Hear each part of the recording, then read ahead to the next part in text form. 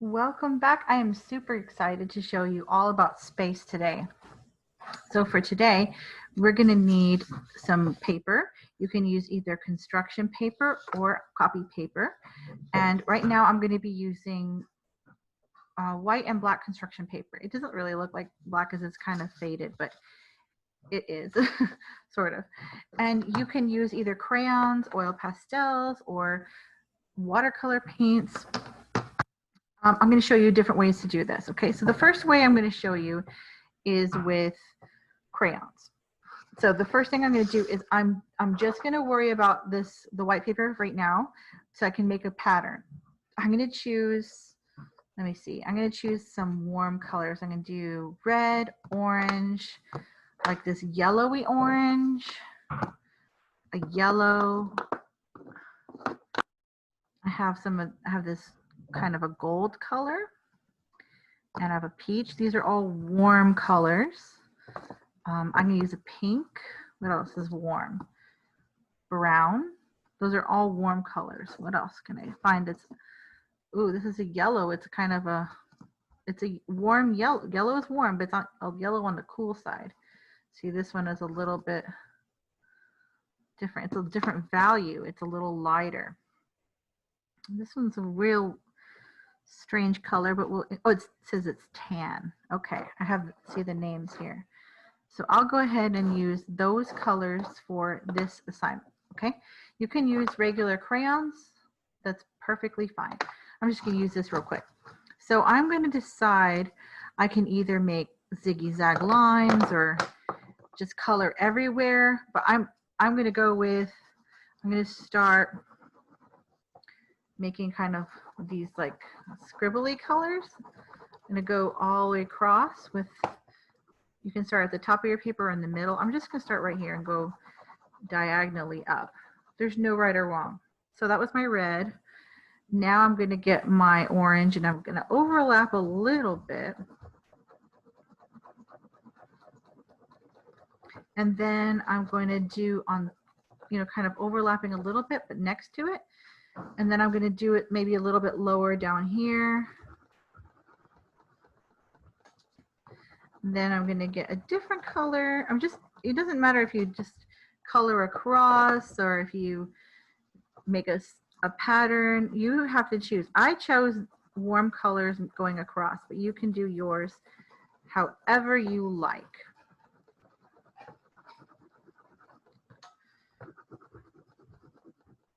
Okay, so I did yellow. And I'm going to put a little bit more. I'm going to put a little bit of yellow overlapping over here.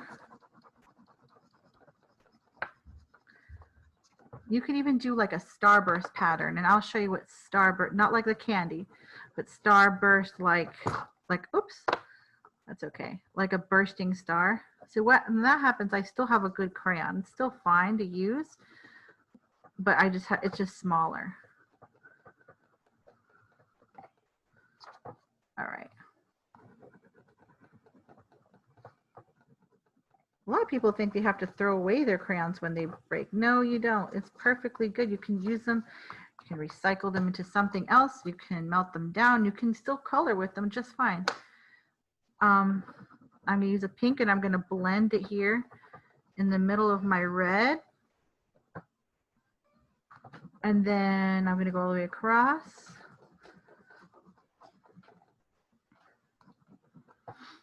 And then I'm going to come down here and I'm going to do a little bit of that. Oh, this one is called peach. Okay, I'm going to put some down here. It doesn't matter if you don't have this many colors. I'm just using what I have. Just use what you have. This is called Sunshine. Aw, I call one of my daughters Sunshine. Ah, I keep breaking them. You know why that happens? It's because I'm pressing too hard. Okay, and now this one's called Gold. And I'm going to color here. Okay, so what was I meaning about starburst? Starburst, I'll show you that on a different piece of paper. So like here, if I make a dot and then I do, it's almost like a flower. So it's like it's bursting. And then I go outside of that flower with another color. And then I go outside that color with another color. And then I keep just going around and around until I fill up my paper. See, I can even make many dots, many little clusters or bursts or flowers like this. It doesn't have to be just one. Okay, that's another way you can do this. Okay, I'm just going to finish until this whole paper is filled. So that's your goal, is to fill it with color.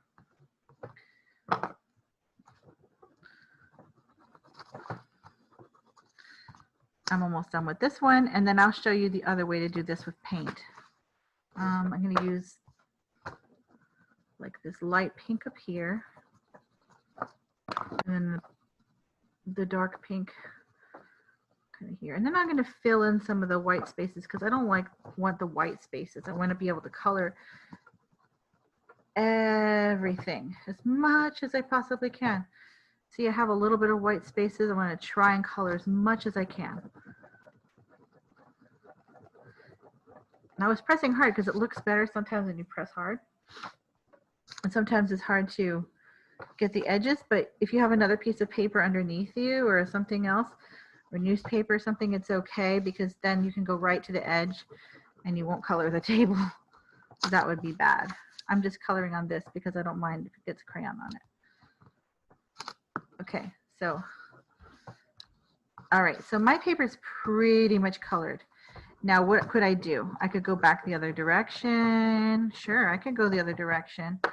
I can cover this with paint like we did in lines where we use watercolors, and that would look something like this. So if I got, let's say I got yellow paint and I colored on top, I painted on top of it, or orange paint and I paint on top of it. It doesn't have to be orange or yellow, but I could do that even. Sure, I could color on top of it with paint. Absolutely. Another option, but I'm just going to use this one like this. Another option is I'm just going to show you on this page, I can use paint and just color whatever design I want. I'm going to do cool colors here. Whatever design I want, or like colors I want. See, this is all cool colors.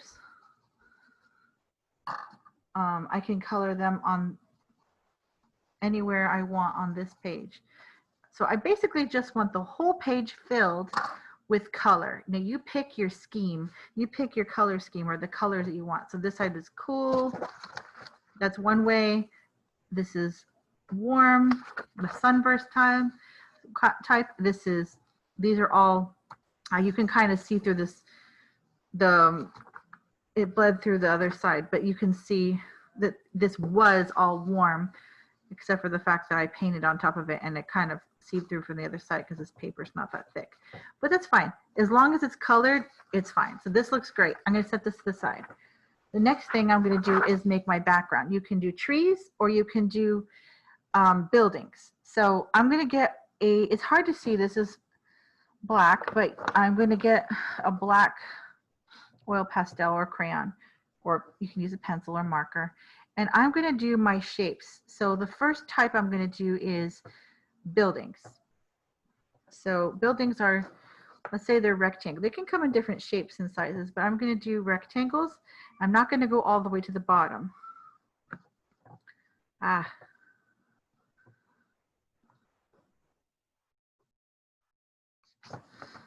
just making these lines. There are different heights. See, I made like kind of, I'm going to turn it upside down. So I made kind of like a line that's going to go in different heights across. What is another way I can do that? Well, I'll show you another way I can do that. I can simply, remember a trick I told you about cutting? I just made this into a smaller rectangle. I can just make rectangles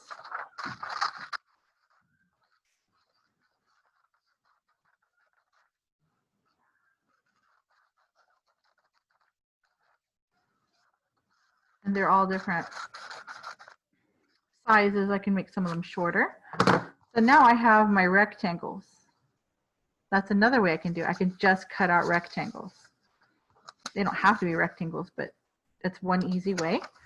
Okay, so I've got all my rectangles. I could set them aside. That's one way.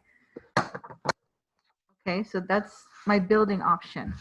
Let me go ahead and cut this out and show you what it would look like if we use these, both these options. Okay, and then we'll do trees, and then you can see which one you want to do. Because both of these will make the illusion of space. What I mean by illusion is means it's like an optical illusion. It tricks your eye, and your eye fills in the details to where, see, I'm turning my paper, by the way. Your eye fills in the details to tell you, oh, that looks like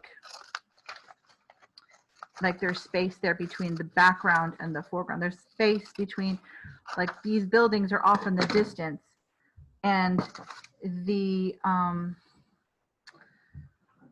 there's something in the front. Okay, foreground. Okay, so here you can see my marks with my crayon lines. I'm going to turn it over so I don't see that. Do it however you want, and then I'm going to glue this onto here. So this is what it would look like. It would be like I have buildings with a sky background. So this is silhouette.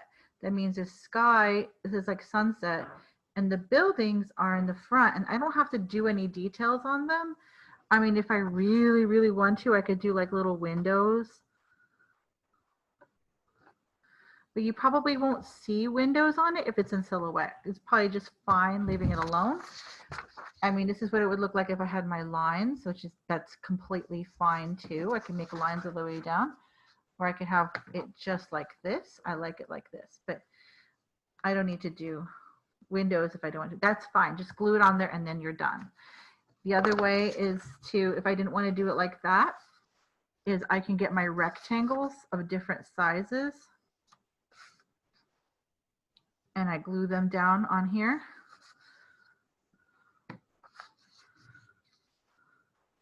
Some of them are closer together than others, and some of them, and I can make some of them taller and some of them shorter.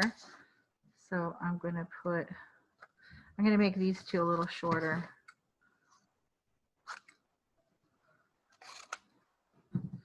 Because they're all kind of similar, and I'm going to put them spaced like that.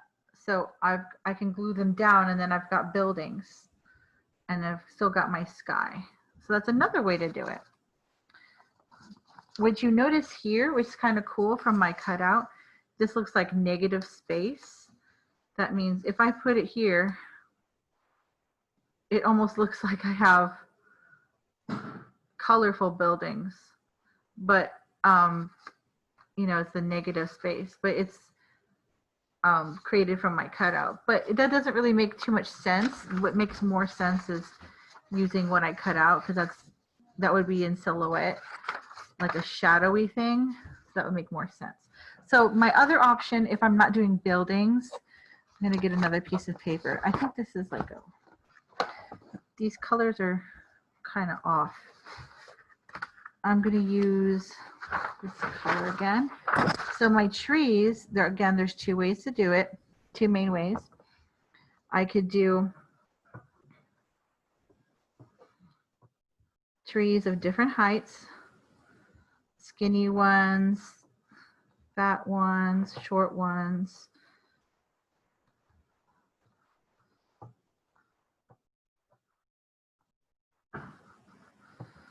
You know, just, it might look a little upside down to you, so let me,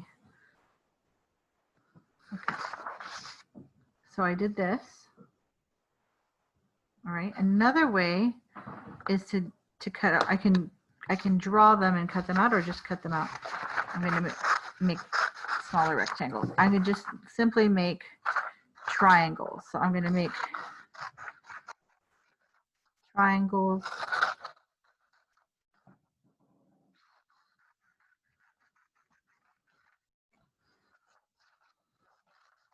I'm gonna make them of different size triangles.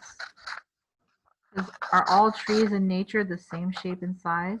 No. Nothing is the same in nature. It's always different. There's a lot of differences. Okay, so the way that these triangles would look if I glued them down would be, I would get my triangles and place them here. And these would be my little trees. Oops. There.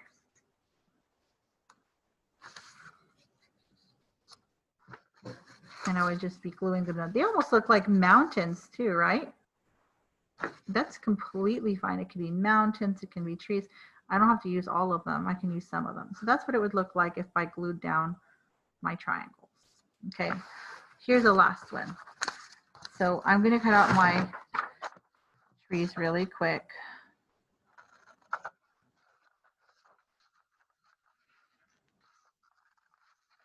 Now, they don't have to be so detailed if you don't want to. I wonder which way you're going to choose. I can't wait to see you post your picture on the home screen of the course. If you scroll underneath the homepage, there's it's like a little, it says Padlet. It's a place for the student gallery. I cannot wait to see all of your amazing artworks. Another thing you could use if you didn't have watercolor is you could use tempera or acrylic paint. You could use really anything. Use your creativity. Could you use marker? Absolutely. What else could you use? Let me see. Color pencil, yeah, but it might take a little while because pencils are very skinny. The tips are very thin, so it doesn't, takes a long time. You could also peel your crayon and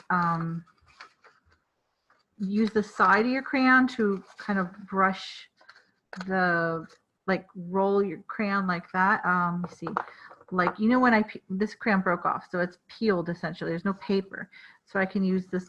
Oops, I can use the side of it. I'm like laying it flat and then holding my fingers to color it like that. That's really helpful if you're coloring a big area. It doesn't, you can't really press really hard with that. It doesn't, it's going to be a light shade, but that's okay if you're going for that. If you use the tip or point of your crayon, it's going to be a little bit more of a dark shade or true shade.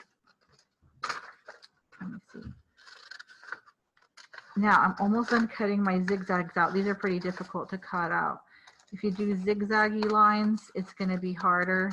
If you do straight lines or angled lines, it's going to be a lot easier. This might take you a while to cut out. So if you don't like cutting, I won't suggest doing this type because there's a lot of cutting. And again, I'm going to use my crayon side. I'm going to flip it over so you see the back. So that's what it would look like if I have my trees.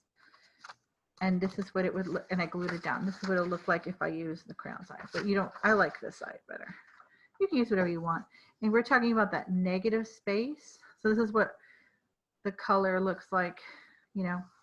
It'd be cooler if this negative space is created.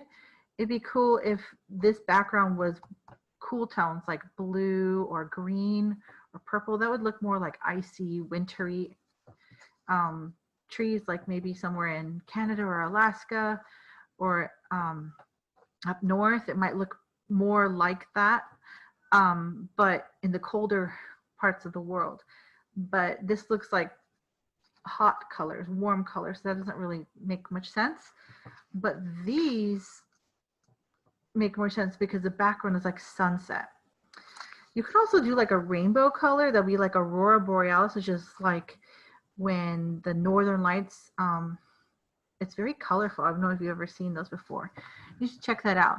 But yeah, you can use your triangles, you could use your rectangles, you can do a cutout, anything you want. I can't wait to see your stuff. All right, I'll talk to you later. Bye.